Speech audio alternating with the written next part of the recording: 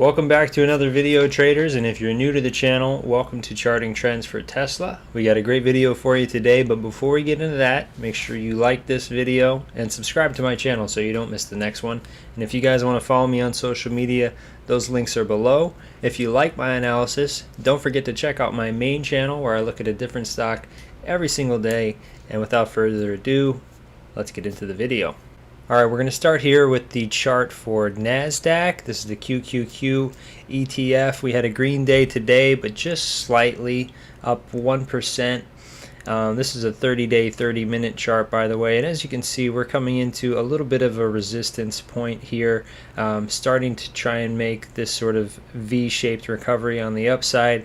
Still a decent amount of volatility in the air right now, but the NASDAQ looking fairly strong to open this week right now. A little bit of a slow day this morning, and then finishing out very, very strong here.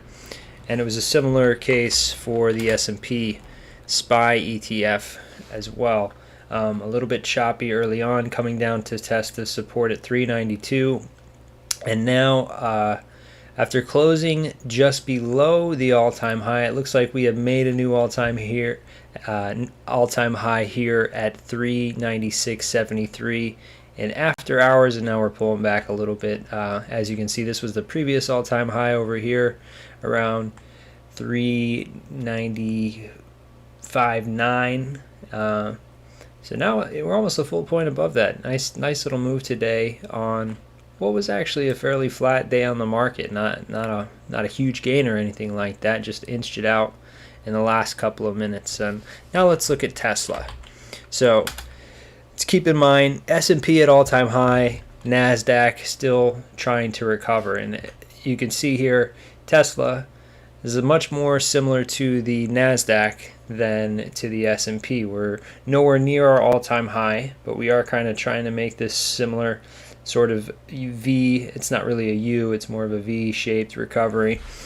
And a green day for Tesla as well, up about 14 points and holding around that level in after hours, holding above this support here at 695.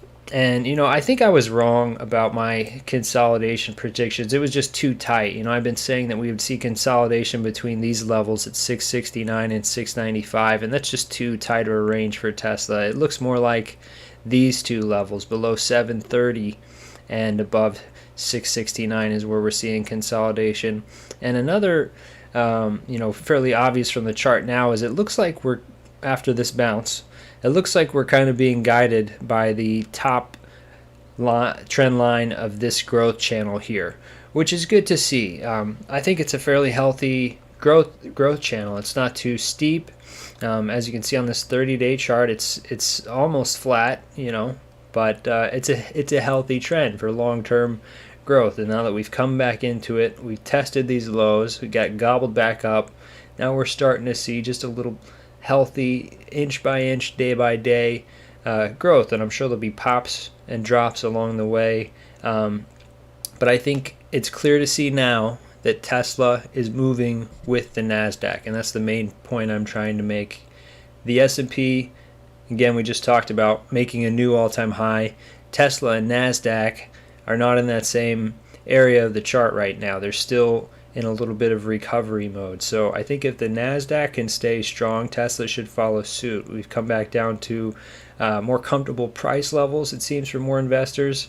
But lately, we've seen just lower than typical volume. And I know Tesla spent so much time in the limelight last year. I think people are obviously shifting into value stocks right now and other EVs that may have potentially more upside. People keep talking about Ford and the Mach-E and all this kind of stuff.